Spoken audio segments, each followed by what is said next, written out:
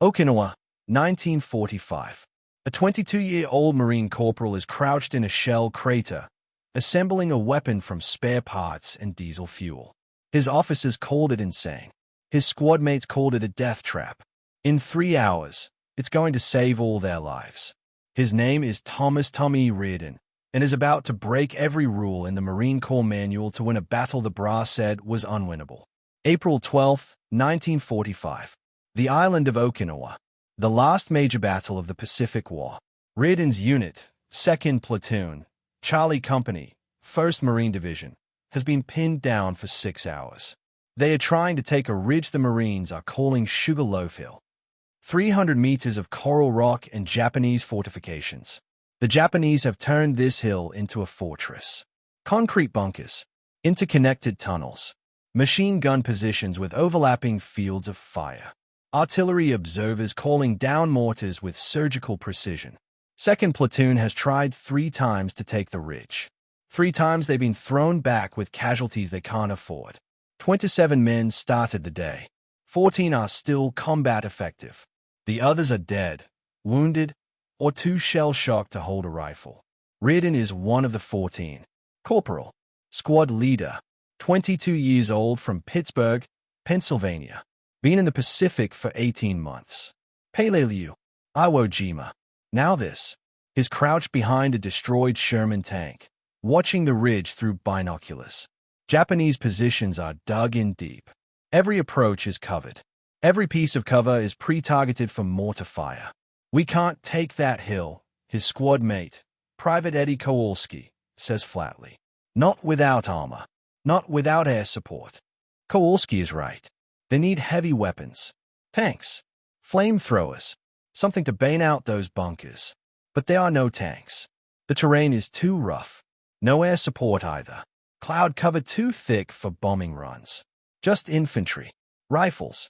Grenades. Courage. And courage isn't enough. Not today. Lieutenant Morrison, 2nd Platoon's commander, crawls over. He's 23 years old. Looks 40.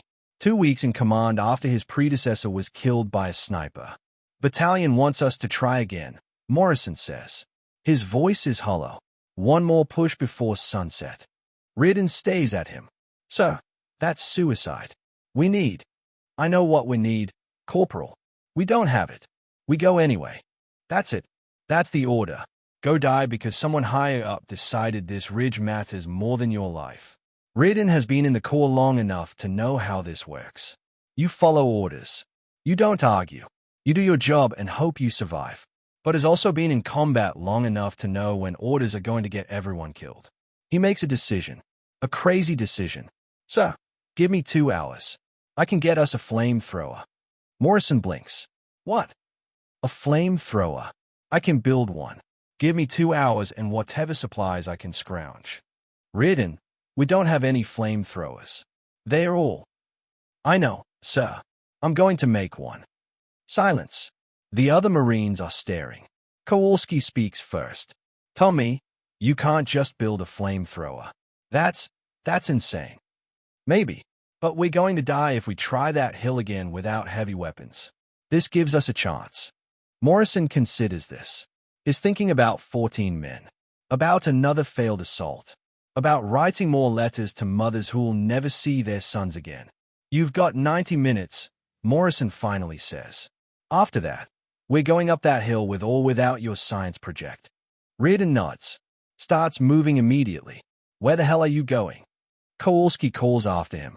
To find some diesel fuel and a miracle. You need to understand what Reardon is attempting here. Military flamethrowers are precision instruments. M2-2 models weigh 70 pounds. Compressed gas tanks.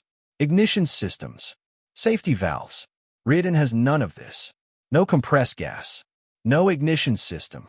No proper fuel mixture. What he does have, mechanical aptitude. 18 months of scrounging supplies on Pacific Islands. And a memory of watching his uncle, a welder in Pittsburgh, work with acetylene torches. First, fuel. He finds a destroyed Amtrak, amphibious tractor, 50 meters behind the line. Its diesel tank is ruptured but not empty. He siphons 20 liters into empty water cans. Diesel fuel. Burns hot but doesn't atomize well. He needs something thicker, something that'll stick to surfaces and keep burning. He finds it near a supply dump. Motor oil. Thick, viscous. He mixes it with the diesel, roughly 3 parts diesel to 1 part oil. The mixture is thick, sticky, perfect. Next, a delivery system. He can't compress gas, can't build a proper propellant system, so he improvises. He finds a destroyed Japanese flamethrower. Type 93. The tank is punctured, useless, but the nozzle assembly is intact. He takes it. Then he finds 2 fire extinguishers in a bombed-out building. CO2 extinguishers. Pressurized. He empties them, carefully, refills them with his fuel mixture. Now the hard part. Ignition. How do you ignite fuel as it sprays? Standard flamethrowers use a spark igniter or pilot light. Ardennes has neither, but he has something else. White phosphorus grenades. Willie Pete. Burns at 1,500 degrees Fahrenheit. Ignites on contact with oxygen. He carefully, very carefully, extracts small amounts of white phosphorus from 3 grenades. Wraps it in oil-soaked cloth. Attaches it to the nozzle assembly with wire. The theory. Fuel sprays out under pressure from the CO2. Passes over the phosphorus. Ignites. Becomes a stream of fire. The reality. This might explode in his face. Might not work at all. Might burn him alive. Kowalski has been watching this entire process. Tommy, this is going to kill you. Maybe, but sitting here is definitely going to kill all of us. Ardennes assembles the final pieces. 2 fire extinguishers connected by salvaged hose. Nozzle assembly from the Japanese flamethrower. Ignition system made from white phosphorus and prayers. The whole contraption weighs about 40 pounds. Looks like something from a nightmare. Held together with wire, tape, and hope. I'm calling it the Pittsburgh Special, Ardennes announces. One of the other Marines, a kid named Danny Chen, laughs. It's a bitter sound. That thing's going to blow up the second you pull the trigger. Then I'll die fast. Better than bleeding out on that ridge. Lieutenant Morrison approaches. Looks at Ardennes' creation. His face is unreadable. Does it work? No idea, sir. Won't know until I try it. Morrison is silent for a long moment. If this works, you're getting a medal. If it blows up in your face, I'm going to be very angry at your cops. Understood, sir. And if it does work, you're leading the assault. Ardennes' stomach drops. Leading the assault means being first up that ridge. First into the kill zone. First to die. But he nods. Yes, sir. 90 minutes after Ardennes started his project, 2nd Platoon prepares for their 4th assault on Sugarloaf Hill. 14 men, most of them teenagers, all of them exhausted, terrified, and resigned to dying today. Ardennes is checking his equipment one final time. The Pittsburgh Special is strapped to his back, the nozzle in his hands. The trigger mechanism is a simple valve. Open it, fuel sprays out. If the white phosphorus ignites it, if the pressure holds, if it doesn't explode. A lot of IFS. Kowalski grips Ardennes' shoulder. You're either the bravest man I've ever met or the craziest. Can't it be both? Morrison gives the signal. Let's move. They advance in a skirmish line. Ardennes is in front. The Pittsburgh Special bouncing on his back with every step. The ridge looms ahead. 300 meters that might as well be 3,000. 50 meters. No enemy fire. The Japanese are waiting. Letting them get close. 7 to 5 meters. Still nothing. Ardennes' heart is hammering. 100 meters. A machine gun opens fire. The sound is apocalyptic. Japanese Type 92 heavy machine gun. 7.7 millimeters rounds tearing through the air. Marines drop, scramble for cover. Ardennes dives behind a coral outcropping. Bullets chip stone inches from his head. Morrison is shouting into his radio, calling for artillery support. But the response is negative. Friendly fire risk too high. They are on their own. Again, Ardennes can see the machine gun bunker.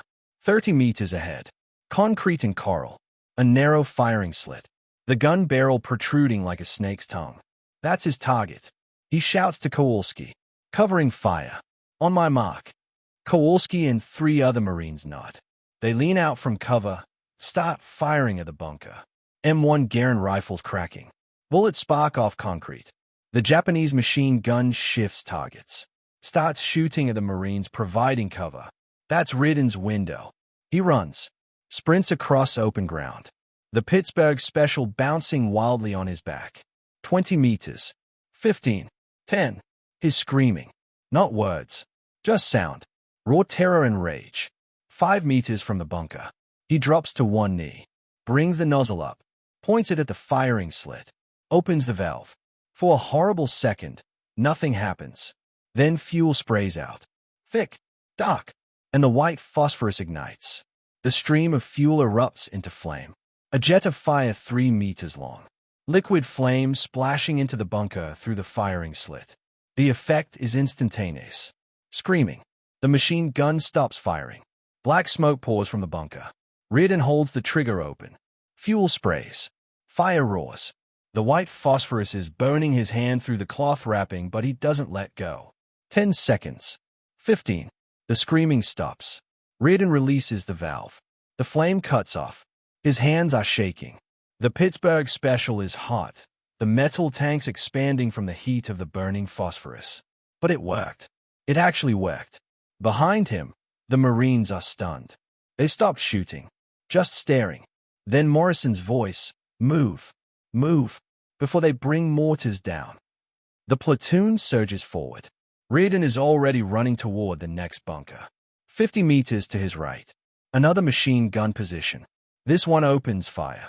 Ridden doesn't have cover. He's in the open. Rounds snap past his head. One grazes his helmet. Sparks and a sound like a bell ringing. He runs at the bunker. This is insane. This is suicide. 20 meters. The machine gun is firing directly at him. How is he not dead? 10 meters. He aims the nozzle. Opens the valve. Fire. Liquid flame. The jet of burning fuel splashes across the bunker's entrance. Fuel runs down the walls. Everything is burning. The machine gun stops. More screaming. Japanese soldiers stumble out of the bunker. The uniforms on fire. Marines cut them down. Ridden is moving again. Third bunker. This one is bigger. Artillery observer post. The Japanese spotters inside have been calling down mortar fire all day. He doesn't wait. Just sprint straight at it. The Pittsburgh Special is getting lighter. Fuel running low. Maybe one more burst left. He reaches the bunker's entrance. A steel door, partially open. He can hear voices inside. Japanese. Urgent. Panicked. Ridden kicks the door open. Points the nozzle inside. Opens the valve. The last of his fuel erupts into flame. The inside of the bunker becomes an inferno. Papers catch fire. Radio equipment melts. Men scream. Then the valve sputters. Empty. The flame cuts off. Ridden drops the Pittsburgh Special. It's done. Nothing left. But it was enough. 3 bunkers neutralized. The Japanese defensive line is cracking. Marines are pushing forward, throwing grenades into tunnels, clearing positions. Morrison appears next to Ridden. His face is blackened with smoke. "You magnificent bastard. You actually did it." Ridden can't speak. Can't process what just happened. His hands are burned. His ears are ringing. He smells like diesel fuel and death. But they are advancing. The platoon is taking the ridge. 30 minutes later, Sugarloaf Hill is in Marine hands. 14 men started the final assault. 10 are still standing. 4 wounded, none critically. Ridden is sitting on a piece of shattered concrete, staring at his hands. The burns are second degree. Painful but not debilitating. Kowalski sits down next to him. Hands him a canteen. "You know they're going to want you to do that again, right?" Ridden laughs. It's a hollow sound. "Not a chance. I used up all my luck today." "You used up all our luck. That thing should have exploded." Yeah, it should have." Morrison approaches. He's carrying something. The Pittsburgh Special. Battered. Empty. Still smoking slightly. "I'm sending this back to battalion," Morrison says, along with a full report. "You invented a weapon under fire, Corporal. That's something." Ridden shakes his head. "I just did what needed doing, sir. That's what heroes say. I'm not a hero. I'm just a guy who didn't want to die today." Morrison considers this. "Then, you saved this platoon. You know that, right? Without your contraption, would have been cut down. Again, Riordan doesn't respond. He's thinking about the Japanese soldiers, the ones he burned. The screaming. He's going to hear that screaming for the rest of his life. But 10 Marines made it off that ridge alive. 10 men who wouldn't have survived another conventional assault. That has to mean something. 3 days later, Battalion Command issues a field commendation. Corporal Thomas Riordan is officially recognized for extraordinary ingenuity and valor under fire. They ask him to demonstrate the Pittsburgh Special for engineers. See if it can be mass-produced. Riordan refuses. It was a desperate weapon for a desperate situation. It nearly killed me 3 times. You don't want Marines using this. The engineers examine it anyway. Conclude that Riordan is right. The design is too unstable, too dangerous. The white phosphorus ignition system is brilliant but completely unreliable. It's a miracle it worked once, one engineer tells Riordan, let alone 3 times. Wasn't a miracle, Riordan replies. Was necessity. The Pittsburgh Special is sent to a museum. Eventually, after the war, it sits in a storage facility for 30 years before anyone remembers it exists. Riordan survives the Battle of Okinawa. Barely. Takes shrapnel from a mortar 3 weeks after Sugarloaf Hill. Evacuated to a hospital ship. The war ends while he's recovering. August 1945. Atomic bombs. Japanese surrender. Riordan goes home. Pittsburgh. Works in a steel mill. Marries. Has 3 kids. Never talks about the war. His children don't know their father once built a flamethrower from spare parts. Don't know he saved 10 men with a contraption held together with wire and desperation. Riordan doesn't tell them. What would he say? I burned men alive to save my friends. Some stories are too dark to share. Riordan's oldest son, Michael, is drafted. Vietnam. Infantry. Riordan tries to prepare him. Tries to explain what combat is really like. But the words won't come. Finally, he says, when the situation looks impossible, when command gives you an order that'll get you killed, remember you're allowed to think. You're allowed to improvise. Following orders blindly isn't courage. It's suicide. Michael doesn't understand. Not then. He understands 6 months later, in a jungle fire base outside Da Nang, when his platoon is surrounded and conventional tactics aren't working. He improvises. Uses a destroyed helicopter's fuel tank and a thermite grenade to break the enemy encirclement. He survives. Comes home. Tells his father what he did. Riordan just nods. Understands. Sometimes you have to break the rules to save lives. You did that. Once. Long time ago. That's all Riordan ever says about Okinawa. A military historian researches the Battle of Sugarloaf Hill. Finds 2nd Platoon's after-action reports. Finds mention of improvised incendiary weapon used by Corporal Riordan. The historian tracks down Riordan. He's 70 years old now. Retired. Living in the same Pittsburgh neighborhood where he grew up. I want to interview you, the historian says. About the weapon you built. The Pittsburgh Special. Riordan is silent for a long time. Why? Because it's an incredible story. Ingenuity under pressure. American can-do spirit. It wasn't spirit. It was terror. I built that thing because I was more scared of dying than I was of it exploding. But it saved lives. It ended lives too. Japanese lives. You're going to put that in your book. The historian doesn't have an answer. Riordan continues. War isn't about heroes and villains. It's about scared kids trying not to die. I made a weapon. It worked. Men lived. Other men died. That's the whole story. Will you let me write it? Riordan considers. On one condition. You tell the truth. Not the sanitized version. The real truth. That weapon I built was desperate. Dangerous. Lucky. If one thing had gone wrong, I'd have burned myself alive. I can do that. The historian publishes his book in 1984. Okinawa, The Final Battle. 1 chapter focuses on Sugarloaf Hill. 2 pages discuss Riordan's improvised flamethrower. The book sells modestly. Military history buffs read it. Veterans. A few academics. Most people never hear the story. Riordan doesn't care. He never wanted fame. Never wanted recognition. He just wanted to survive. Wanted his friends to survive. Mission accomplished. The Pittsburgh Special is rediscovered in a military museum storage facility. Some curator finds it while cataloging old equipment. They don't know what it is at first. Looks like junk. Corroded fire extinguishers. Rusted nozzle. Blackened metal. Then someone reads the tag. Improvised flamethrower. Corporal T. Reardon. Okinawa 1945. They contact Reardon. Ask if he wants to see it again. He's 85 years old now. Wife passed. Kids grown. Grandchildren in college. He goes to the museum. Stands in front of the Pittsburgh Special behind its glass case. A museum guide approaches. Young kid. Maybe 25. Did you really build this under fire? Yeah. That's insane. Yeah, it was. Why'd you do it? Reardon looks at the weapon. Remembers the weight. The heat. The screaming. Because the alternative was wise. The guide doesn't understand. Can't understand. Has never been in combat. Never faced the choice between certain death and impossible odds. Reardon doesn't explain. Just stays at the contraption that saved his life 53 years ago.